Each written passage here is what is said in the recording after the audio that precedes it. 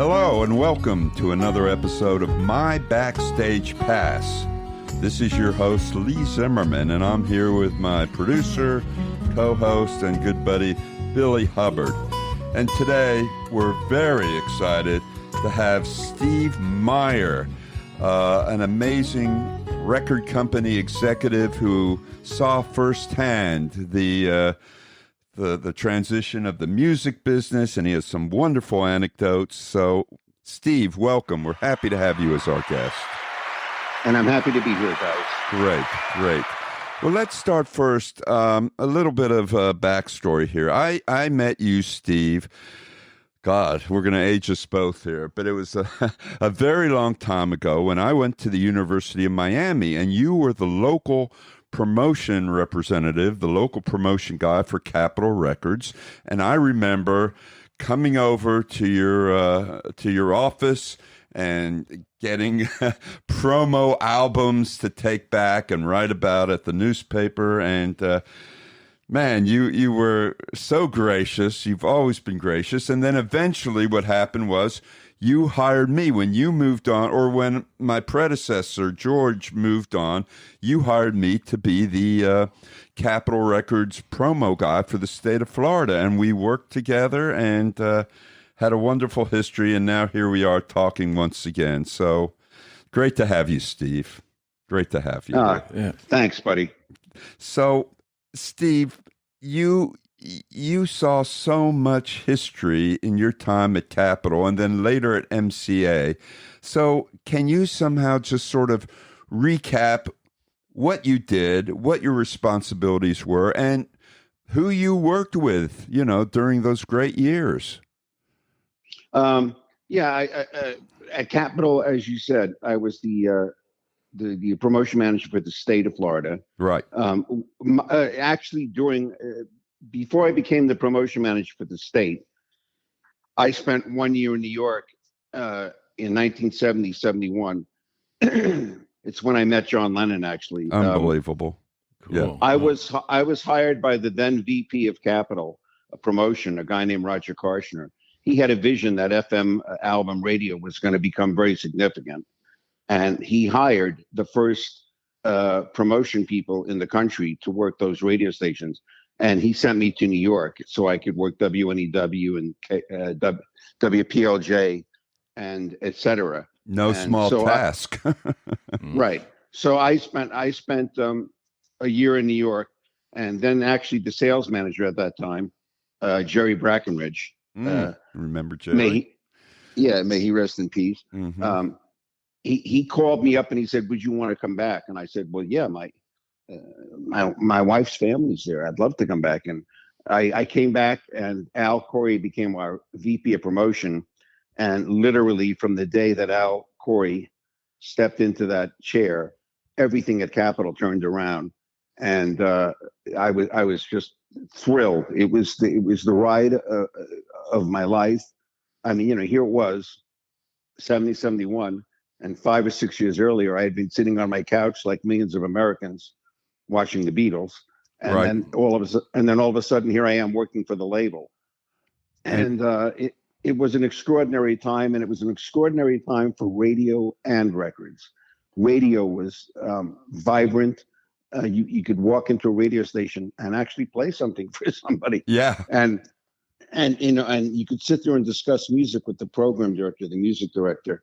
And what I loved about Florida was that there were so many markets outside of Miami, Tampa, Orlando, Jacksonville, Pensacola, Tallahassee, all these secondary markets. And they were all at that time piloted by young, enthusiastic music directors and program directors. So it was really, really, it was fun to promote great music and talk to these people about it and get records played. And it was, I couldn't believe I was getting paid to do it, actually. I mean, it was you could really make a difference. And the difference came from, like you said, young guys, young women, young guys with enthusiasm who actually loved the music and were putting their heart and soul into it, Yeah, it was all driven by passion. And what I truly enjoyed about it was that you could sit there and we would even discuss. I remember on many occasions, I'd walk into a radio station and say, "Well, here it is. You got to listen to this record," and whatever it was, the program director, the music would go, "Oh my God!" And then he'd say, "Hey, you know what? While you're here, let me play you this," and he'd play me something on another Wow. label. Yeah. And you'd go, "Oh my God!" And that's what it was all about music. And I always use the analogy. I said, we were all like in the NFL, and we just were on different teams. Yeah. Yeah. But we all had the same goal. Yeah. Yeah. It's amazing. So you went to New York. That in itself must have been just an amazing change of culture, situation, everything else. And you have an opportunity to meet a John Lennon. I mean, oh my God, that's that happened quite accidentally. In fact, the funny story I tell about it is that the Capitol Records at that time had a president who didn't last long. But what happened was I went back home to New York. I'm working in the New York office, and our trade liaison at that time was a legend. His name was Joe Maimone, and he worked that time. At that time, all the trade magazines, Billboard, Cashbox, Record World, they were all based in New York at that time. Mm-hmm. They were not L.A. yet. And so you worked those trades. Well, Joe got sick and he was hospitalized. So they asked me to cover the trades. Okay. And I did. Mm-hmm. Well, during that time that I was doing that, the Imagine album was on the charts. And my secretary's job was to gather the chart numbers. She called it magazines, get them, call the West Coast, give them the charts, and that was it. Well, John had come to the office at some point. I can't remember what it was, but when he came, I said I'd like to. I introduced myself and I said I'd like to take an indelible at some point, this and that. He said, "Okay, we'll do that." And blah blah blah. Anyway, to make a long story short, the album goes to 1, and I came from making my radio rounds back to the office, and I look at the chart and I go, "Oh my God, the album is number 1." So I said, I'm gonna take this opportunity to call John and tell him, Mm-hmm. even though he probably already knows because he was at that time working with John Lennon, Alan Klein, Right. And so anyway, I picked up the phone and I called over to I think it was the St. Regis, and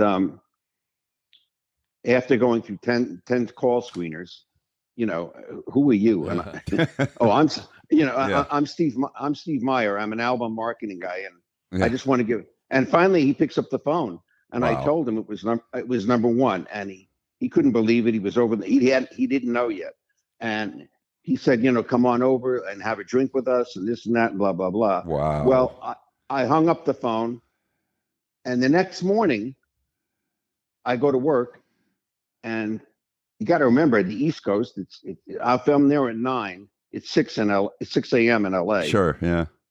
My secretary says, "What's going on?" I said, "What happened?" She said, "The president of Capitol, this guy, Mr. Iannucci, called, and he's demanding to speak to you." And I said, "Okay."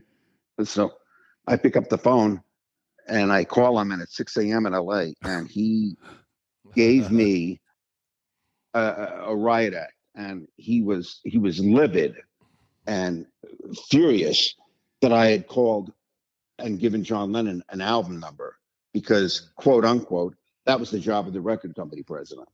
And who told me to do it? Who told me to do it? And I said, well, Joe Maimone's not. Anyway, I thought after the phone call I was going to be fired, and he basically said, "Don't ever do that again. And you'll hear more from me later." I never heard from him again. He was actually fired a very short time after that. Lucky for you, good timing. Yeah. Yeah, and then And then he went to Playboy Records, and I don't think you ever saw a hit on Playboy. But anyway, Yeah, Playboy Records. so what was amazing about working in New York was I was listening to radio that I grew up with. So to walk in to WNEW and to talk to the legendary Scott Muni, Allison Steele, Jonathan Schwartz, and PLJ, and walking with Zachary and all these people. It was like, again, I couldn't believe I was getting paid to do it. It was an incredible journey. It ended when Al Corey came in, and I went back to Miami, and I jumped at the situation because I really did want to work as a full-fledged promotion man and work. And back then, believe it or not, when I first went back to Miami in '71, the local promotion man was also responsible for getting records to the country stations. Yeah. Yeah, you worked on, well, you didn't work R&B, but you worked country and pop, yeah. Yeah, well, actually, even though I didn't work R&B, we had to make sure that MBM was covered. And WMBM, Yeah. Well, I have to ask you to go back for a minute. What was it like when you went to John Lennon's apartment and had a cocktail to celebrate? What was that it like? It wasn't an apartment. It was a hotel room. Oh, okay. He wasn't at the Dakota. Okay. No. Okay. It was this is before that. Okay. It was a very awkward. I'll sum it up by saying I don't want to get into the whole story because it'd take forever. But when I went over there, it was the security was unbelievable. He had suits all over the place, and Alan Klein people. But I mean, he had security on every floor, and it was awkward because when I walked into the room, here I am wearing jeans, and my hair was kind of long. Yeah. And I had the mustache and all that. So I don't look anything like these guys that are all in suits. And I walked in, and John, I didn't see John right away. And I went over to an open bar in the corner of the room, and I'm sitting there, and I go, I don't see him. I'm going to get out of here. I don't feel good at all about this. And as I'm ready to leave, he came out of the room that was adjoining the room that I was in, and I saw him kind of give a weak wave, and I saw he was talking to these guys, and I said, I made a mistake. I shouldn't have come over here. I'll get him to the radio stations at some point. But anyway, I walked over, and I extended my arm and said, hey, John, I can see you got a busy night, and congratulations again. I'm so glad I gave you that news, blah, blah, blah. And he said, well, where are you going? And I said, well, I can see you're busy, And he said, no, don't go anywhere. Don't go anywhere. And I spent a few awkward moments by myself again over by that little bar in the room. Right. And then he finally came over, and he said, these people are not my. I'm paraphrasing. This is yeah. He said, these people are not my mates. They work with they work with me, and blah, blah, blah. And I have to do the business. And I said, I understand. Look, I can see it. I'll let you go. And he said, no, come into this other room. And he went into the other room, and there were sliding doors. I remember that. Mm-hmm. And he shut the sliding doors, and he just sat down, and he said, I can't remember how he engaged. The question came about, but at some point, I was really nervous, as you can imagine. Sure. I got mealy mouth. I was talking like Ralph Cramden, Yeah. And he said, what are you nervous? Yeah. And I said, well, it was very hard for me. 5 years ago, I was watching you on Ed Sullivan, and he said, and he just said that was the Beatles, And I said, cool. He said, I'm just John, and and then he said, out of the blue, he said, so what kind of music you like? Wow. And the first thing I said was the Beatles. And he said, no. He says, what do you like other than that? And I said, the magic words. And I said, well, I really like Bob Dylan. And he went, and that was all I had to say. Yeah, I bet. Because he loved Bob Dylan. And he went. Cool. I think his exact words were like, "He's the real shit" or something. Or Yeah, right. you know. And we talked about Bob Dylan, and then we just started talking about music, and it became it ended up being a several-hour conversation. Wow. And then Dang. and then I left. Wow. And Now, was Yoko there at the time? Was she present? she was in another room, and Okay. and at some point she had, I don't know, I mean, It's a I long kinda time ago. Look, it's 50 Yeah, I don't something remember. years ago. Man, we could do a whole podcast on the hours you talk to him. All the conversation. Well, it was, yeah, but I'm one of 100 guys at Capitol to talk to him. So I know, but you must to have me, been in awe. I mean, I was John I was Lennon. Yeah. I was totally in awe. And in hindsight, I'll tell you a great hindsight story. Okay.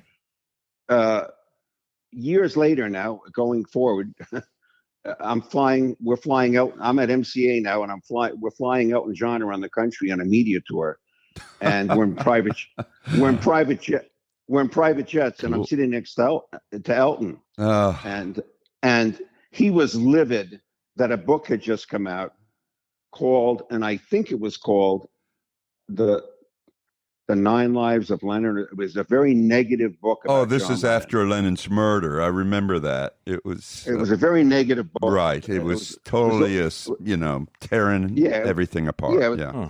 About his drug use and this Everything. and that. Yeah. Yeah, everything. And he hated that.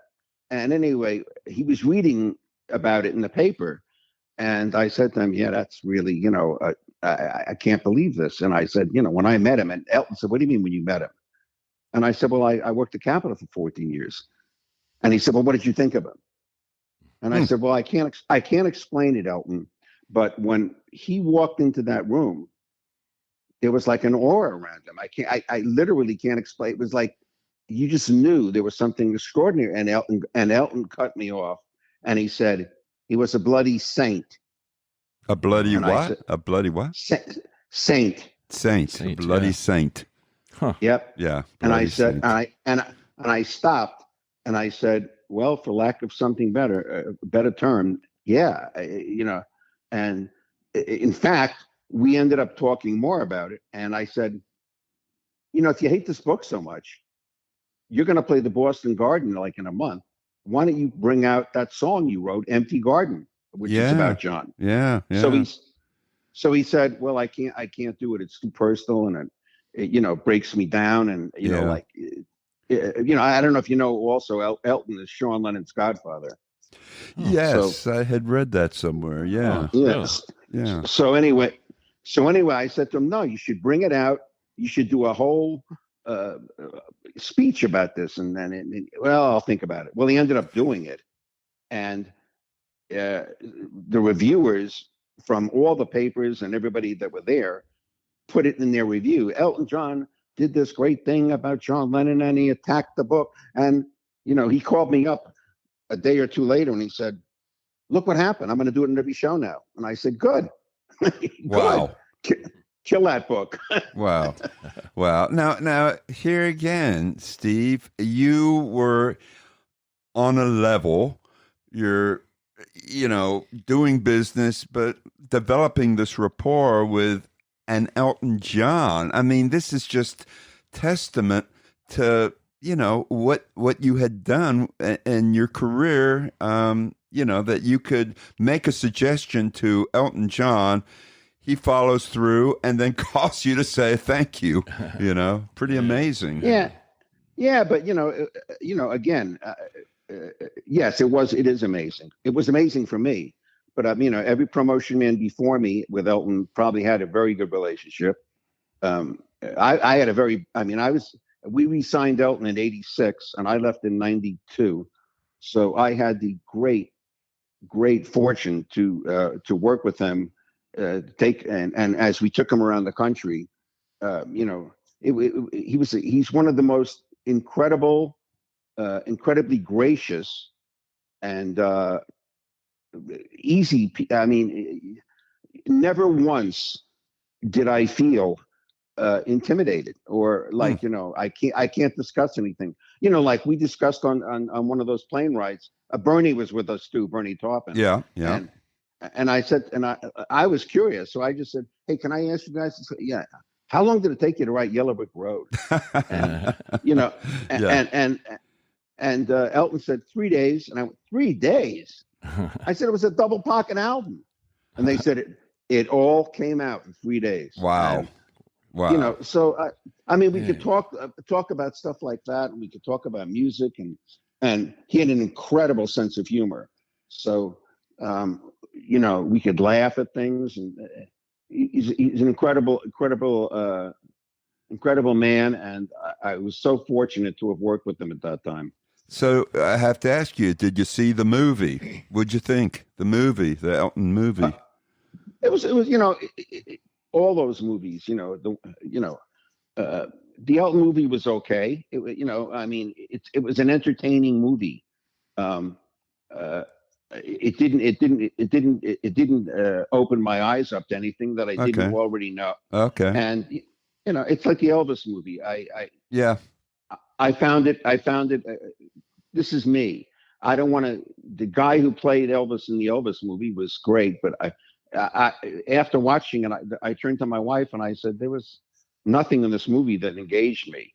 I mean, I knew how many documentaries have you seen about Elvis? So yeah, after you see those and you see the real truth, the only movie that I really found when it comes to musical, bio type, the one that I thought was the best done so far was Bohemian Rhapsody. Oh, I agree. Yeah, that was a great one.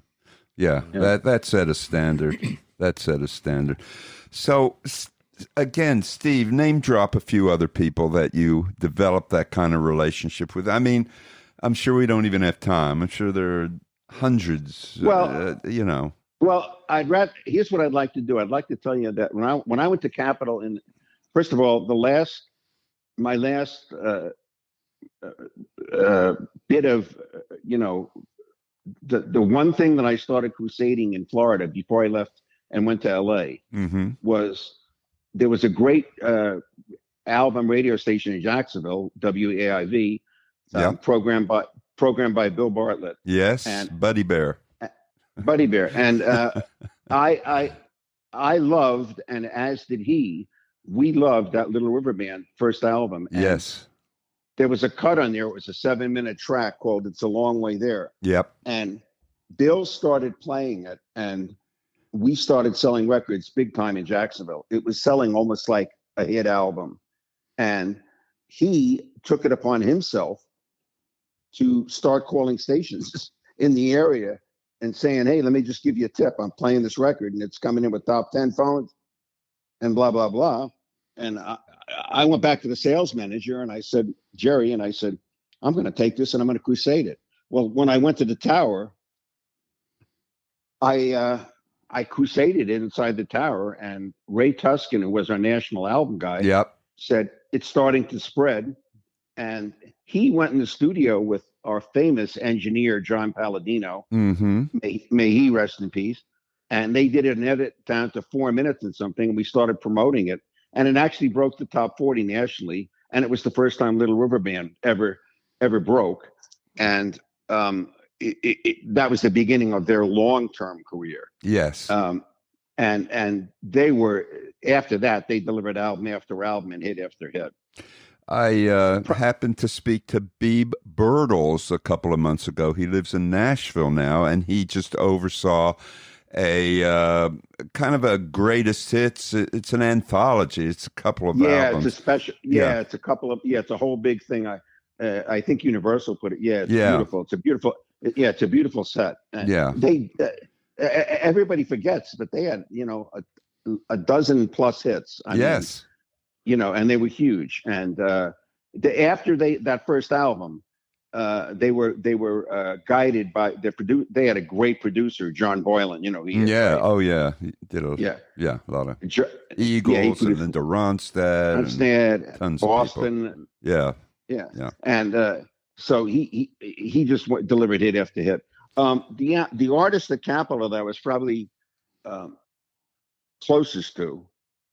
Well, I don't want to say closest, but the one that I was really, had I prided myself in the fact that I was able to develop a very trusting relationship with because of my input about his music, and that was Bob Seger.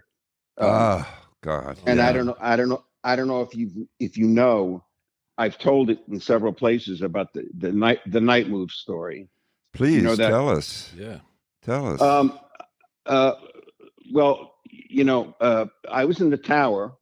The tower being, And, for those who don't know, is the headquarters, that round, iconic building in L.A. That's the tower, Capitol yes, Records. it is. Yeah, yeah. So my wife was actually in Florida, and I was in the tower working a little late. It was almost 7 p.m. And I was catching up on stuff, and into the office walked Bob's manager, Punch Andrews, Mm-hmm. and he had an acetate of the Night Moves album, and he said, "Hey, do you want to hear some stuff?" And I went, "Oh, absolutely." And he put it on the turntable, and I'm starting to listen to it, and I'm going, "Boy, this is."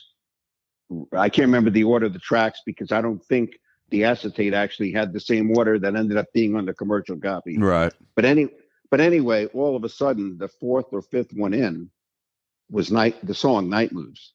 Well, I literally to this day remember what it was like hearing that for the first time. I literally got chills, and the the hairs in the back of my neck went up, and I went, "Holy crap! This is Wow. this is this is a Wow. great story song." Yes. And I said, "It's got melody, it's got everything." And anyway, I sat there and I went, literally envisioning this record as being a big hit. And while I'm doing this and listening, Punch says, "Hey, listen, do you mind if I use your secretary's desk? I got to make a few phone calls." I said, "Go ahead." Yeah. While he's out of my office, I immediately, now back in the days, in every office at Capitol Records, you had your turntable, you had your cassette deck, you had your reel to reel, and you also had your speakers up on the wall. Mm-hmm. Well, I took out a cassette, unbeknownst to Punch.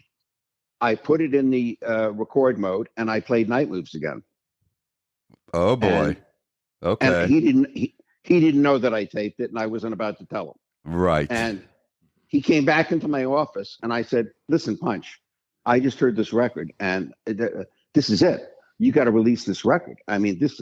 Hold on." And I said, "No. You got listen to me.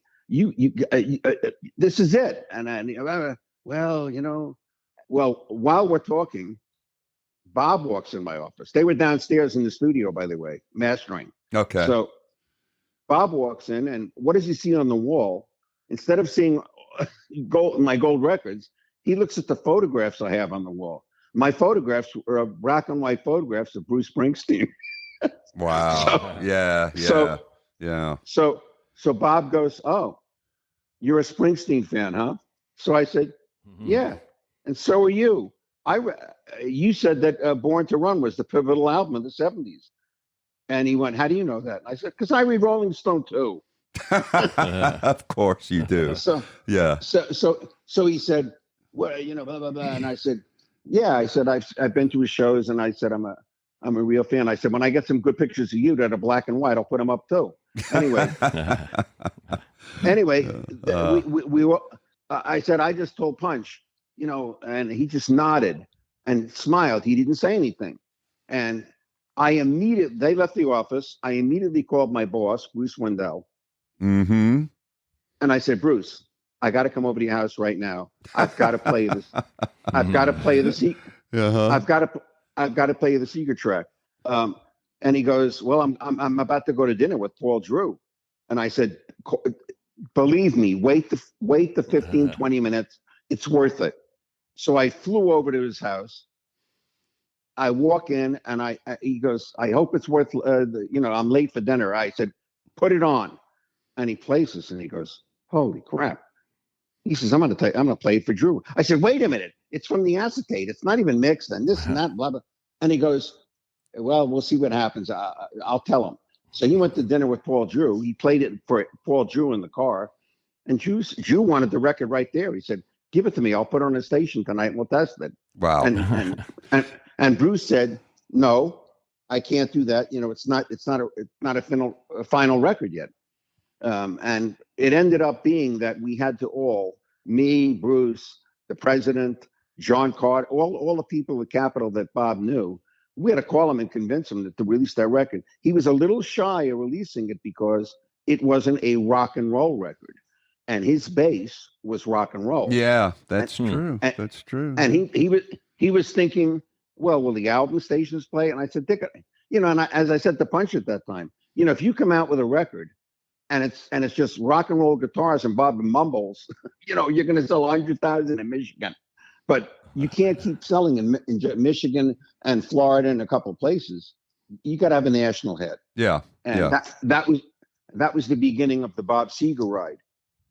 And from every album from there up until the day I left, which was in '83, the last single I picked was "Shame on the Moon," the Rodney Crowell song that Bob beautiful recorded. Song, yes. But in the Musician magazine, May 1983, Bob's on the cover playing a ukulele or something. There's an interview with Bob. And he actually gave me credit for picking all his singles. Wow. Excellent. Excellent. Yeah. And let me tell you, for me, picking his singles was, I always listened to whoever it was, whether it was Bob or Steve Miller or anybody. When I listened to records, I always threw myself back into being in my automobile, listening to songs on the radio and hearing them for the first time. And I remember what it was to hear a Magic song. I'd pull a car over sometimes.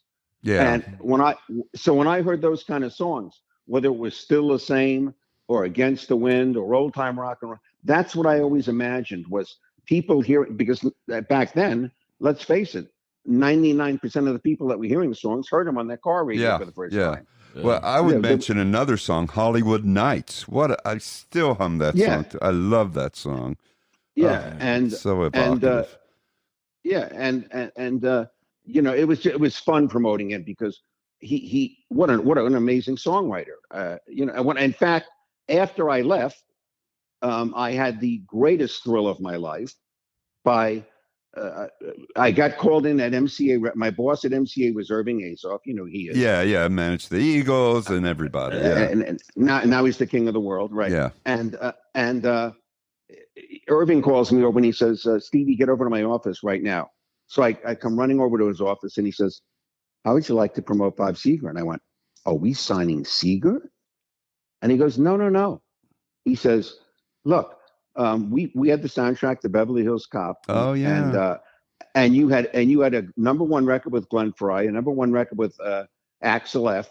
And he goes, and we're going to get the soundtrack to Beverly Hills Cop 2. And I said, yeah. And he says, well, here's a song. And we offered it. I forget who wrote the original version. I think it might have been Giorgio Moroder or somebody. I can't remember. But he says he offered it to Glenn Frey, and Glenn doesn't want to do it. But Glenn offered up and said, you should have my friend Bob Seger do it. Yeah, they were pals. Yeah. So he plays me the demo, which was radically different than the version that came out. But it ended up being the song Shakedown. Okay. All right. And I said, well, if you give that record to Bob, you know what I'm going to do. Yeah. I'm going to kill to promote that record because he never had a #1 record at Capitol. So I'd love to try and give him a #1 record. Anyway, so he records that record and we wrote it and the words and everything and recorded it radically different than the demo that I heard.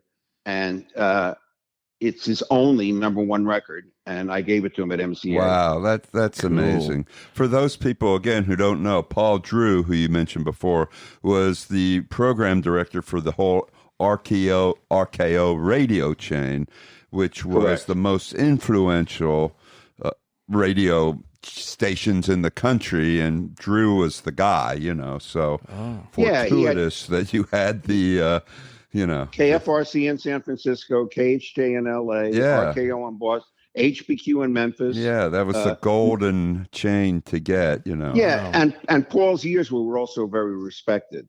They respected him. Yeah, yeah. So my relationship, obviously, with Bob was, very close. And when he actually gave me the credit in the Musician magazine, it was the month I left Capitol. Oh my gosh, May of '83. But he said, Steve Meyer is responsible for these singles, and that was the highest, the highest praise you can get from an artist. Sure. I was going to say, when you work with some of these artists, of course, that was years back. I mean, do you establish a relationship where you keep in touch later, or how's that work with your promotion world? Obviously, when I left Capitol, I stayed in touch even before Shakedown. Actually, Punch, his manager, had called me because they had done a new album for Capitol, and Capitol was very dissatisfied with the sales on The Distance, which was the last album. Still a great album. Oh man. Yeah, it had "Roll Me Away." It had "Shame on the." I picked "Shame on the Moon" for the first single because I felt that it was a huge, huge female hit, number one, and I thought the song just was a great song. Even though by the way, when I heard it, I didn't know that Bob didn't write it. It was a Rodney Crowell song. Yeah, I had no idea. Crossed over to country. I don't know. I mean, I think it did get some country play. Okay. I don't remember, but it was number 2 for 4 weeks. Wow. It was a huge. But anyway, they were very disappointed in the sales of that album, and they convinced Punch that the next album had to be this and that and rock and roll. Anyway, Punch called me up at MCA, and he said, "Would you do me a favor and listen to this new album? Just I want to hear what your ears hear." Wow. And he played me this album, and I'm sitting there listening. I actually took him up to my house, and I'm listening to the album, and I'm not hearing, quote unquote, the magic single. Yeah. And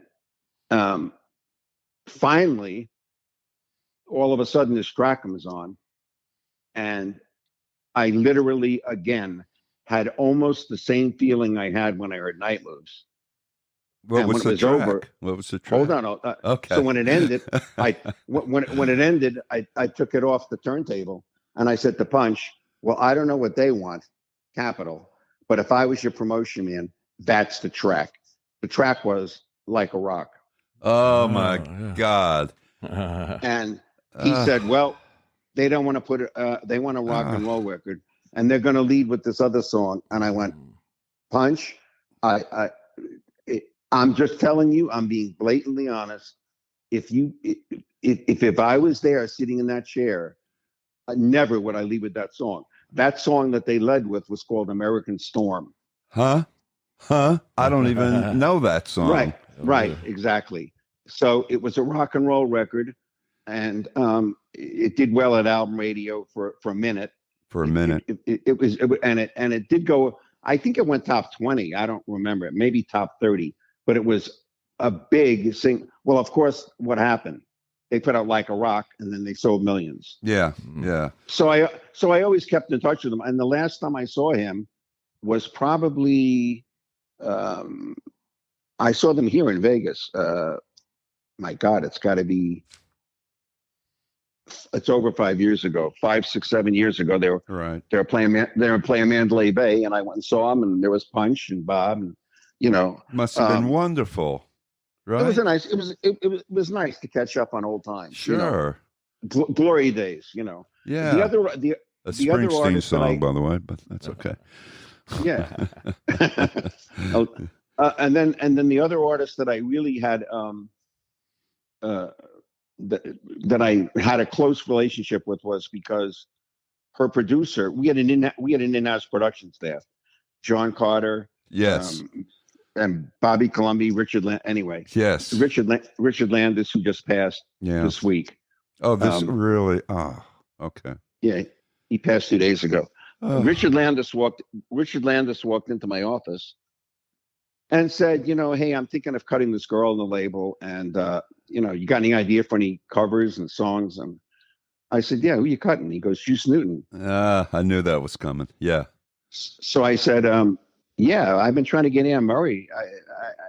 I threw up a suggestion once, and nobody acted on it, but I was thinking of the song "Angel of the Morning." Yeah. And he said, well, what about that song? And what is it about that? I said, I always loved that record, but the Merrily Rush version I thought was horribly produced. I said, and I don't know that much about production, but I said, even when I liked it back then in 67 or 68, whatever year it came out, I said, I always loved it, and I always thought there was something missing.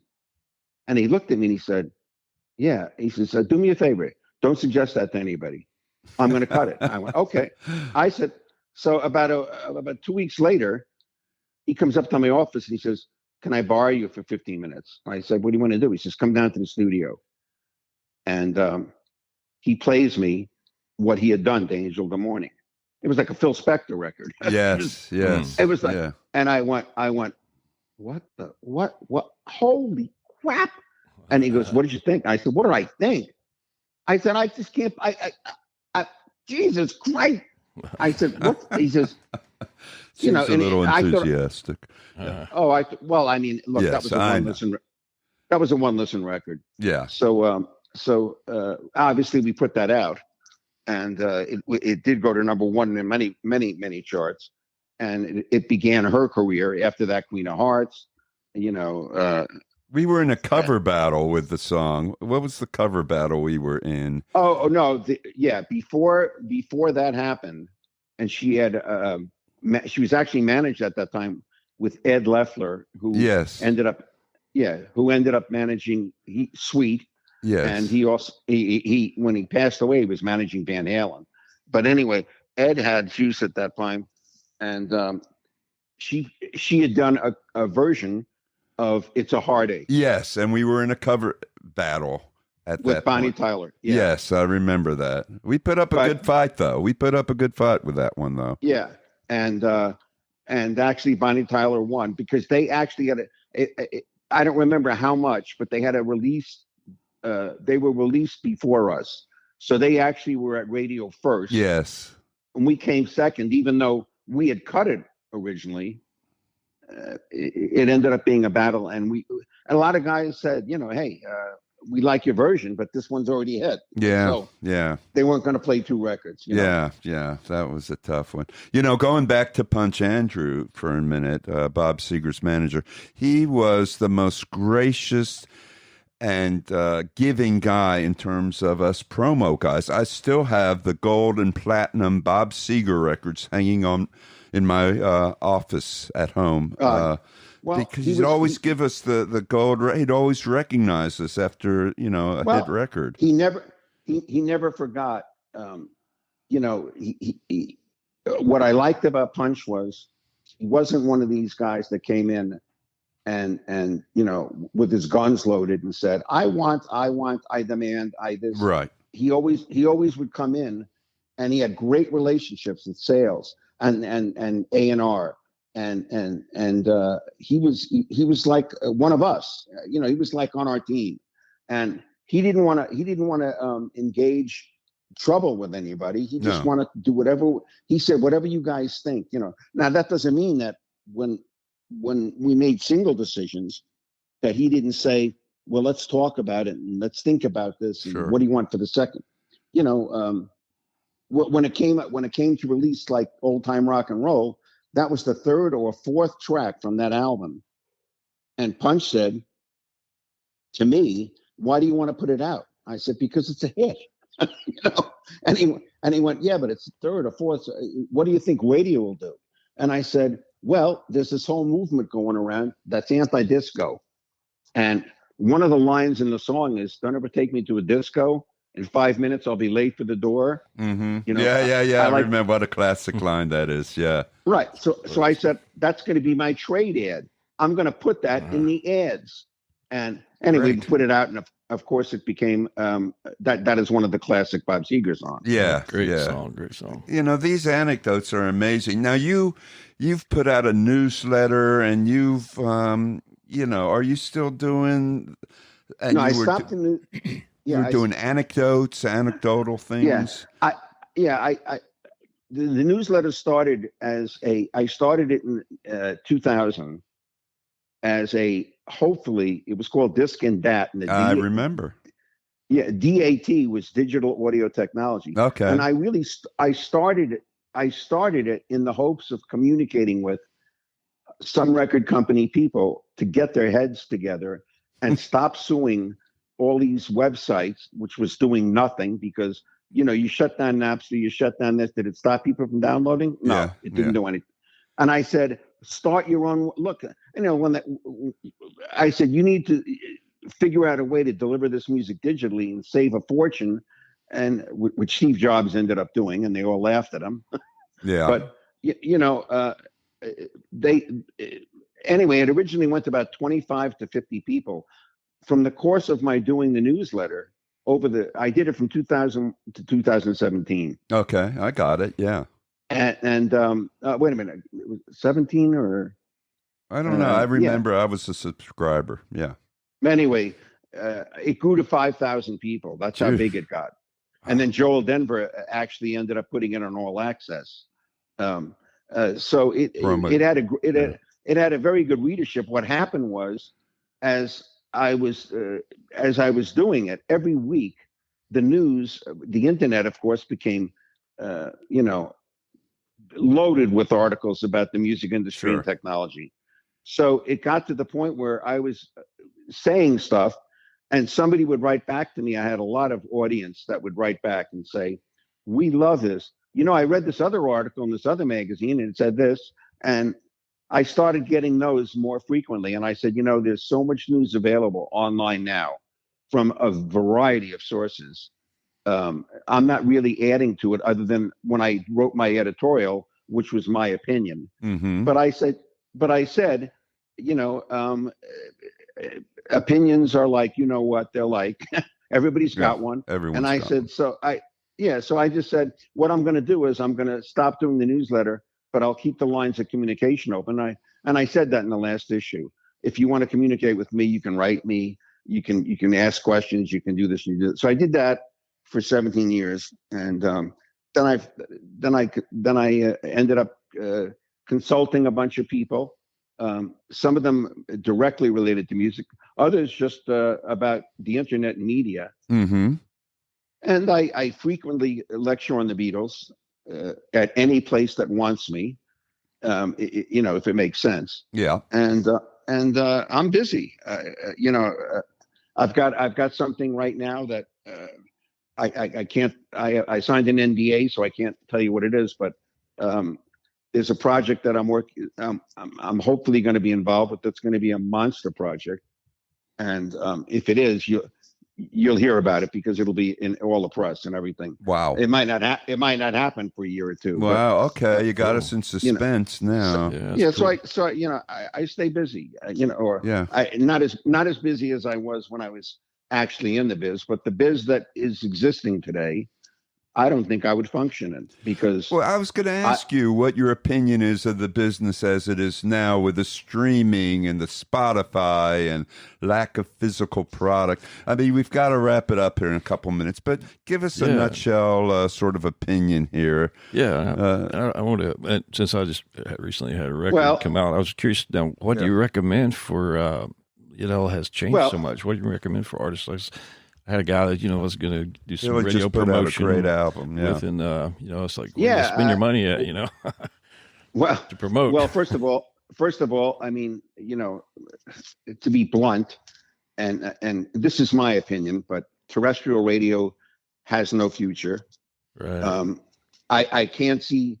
All I do is read about the profit sheets and the annual reports from all the radio groups. None of them are really good. And why would you listen? And I'll even say this for me.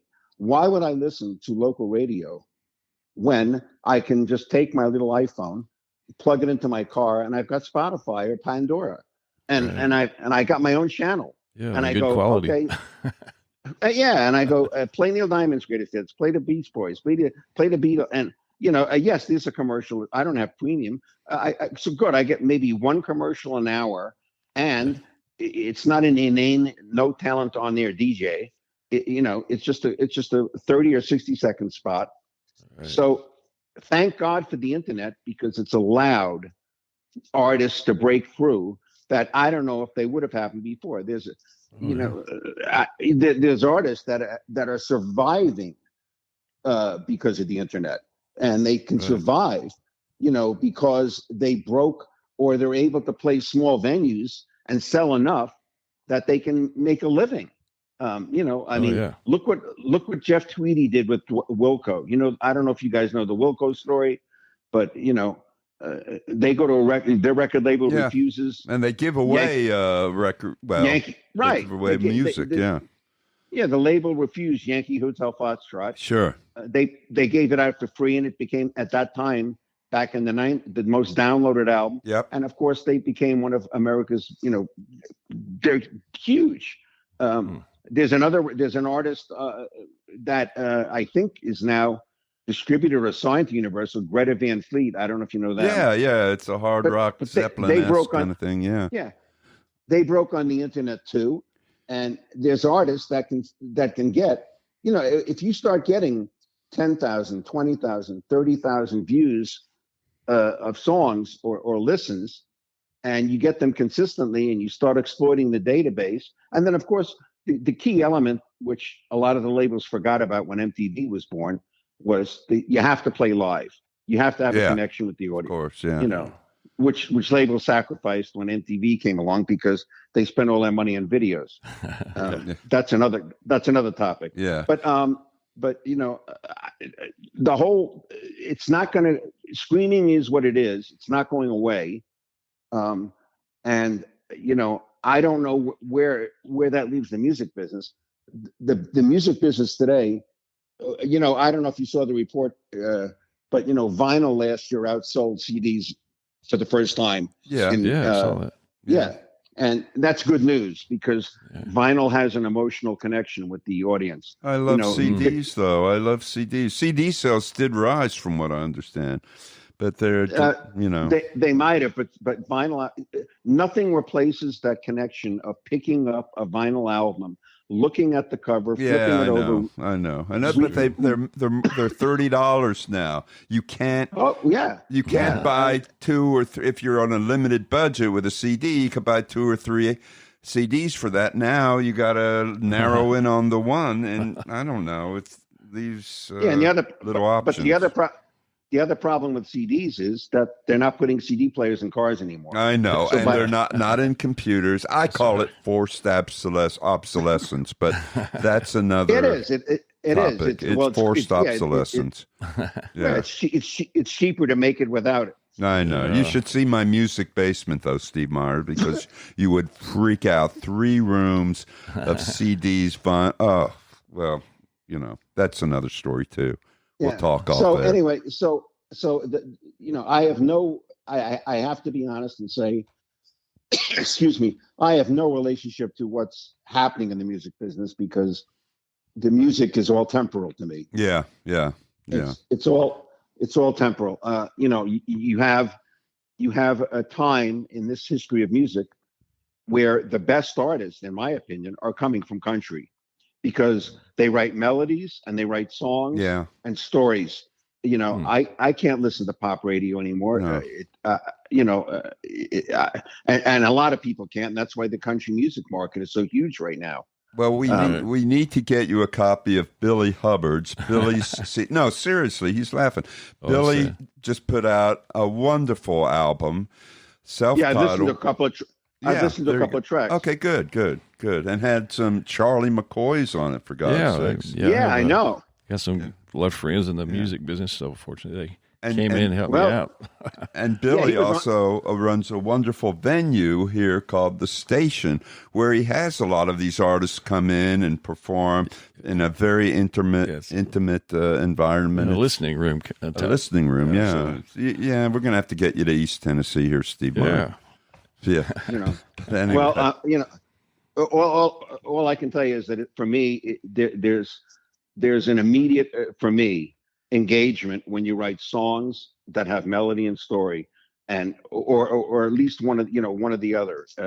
And Billy, your songs have that. So don't give up what you're doing, and just keep fighting keep fighting the good fight, because as long as you can engage the audience and keep that audience growing, then you're on the right path. I know it's incredibly difficult at this point because you can't just go to a radio station and get a record played.